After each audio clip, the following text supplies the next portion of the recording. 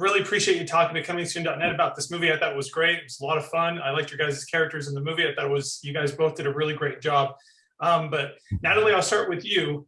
Gwendolyn kicks so much ass in this movie.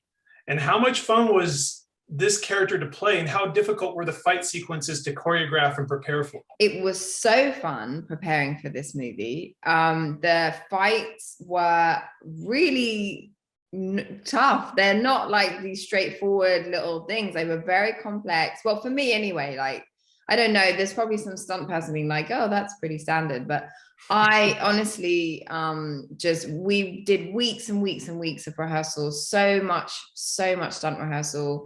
And figuring out what works, what looks good, throwing in ideas, trying things out, getting things right, getting things not right, and then finding a way to make it look awesome and so cool. And it was just such an achievement. Honestly, I watched the movie and I think I might have like cheered out loud. I was just so proud of the fights that I did, and I was like just really happy.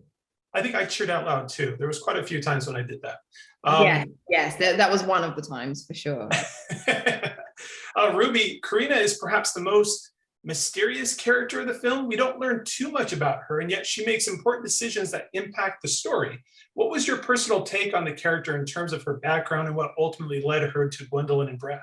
Well, I think in the beginning we did talk about her background, so why she was there and why she was doing what she was doing. And I think the thing that we decided for her, Karina has a little brother, and that's who she wants to take care for. So she was in this group to like be responsible for another being, and of course belonging to a family there was like a huge thing. So she had this family in this group, and she's like a big sister, just trying to like get the whole group together and keep them safe while checking stuff online and trying to like, hack into things and make everything work. And so Natalie, Gwendolyn also enjoys the strongest character arc in the film. In a lot of ways, I feel like Army of Thieves is about her evolution from thief to hero. In your eyes, what encourages this transformation? Well, a couple of things. I think when we learn about Gwen's backstory, she grew up with immense privilege and immense wealth. And I think what happens is that she her whole world crumbles when she learns that her father was kind of like crooked and was like stealing from people who had like benefited from the housing crash, and just like her whole world view of her life, she was just like, it all just felt wrong, so she flees.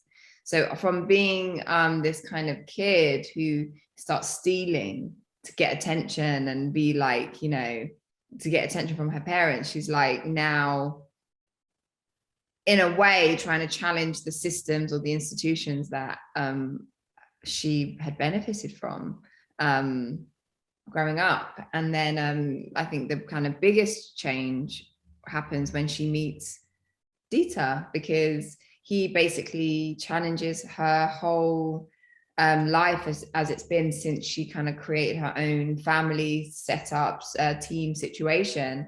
And they kind of change each other in the process, and she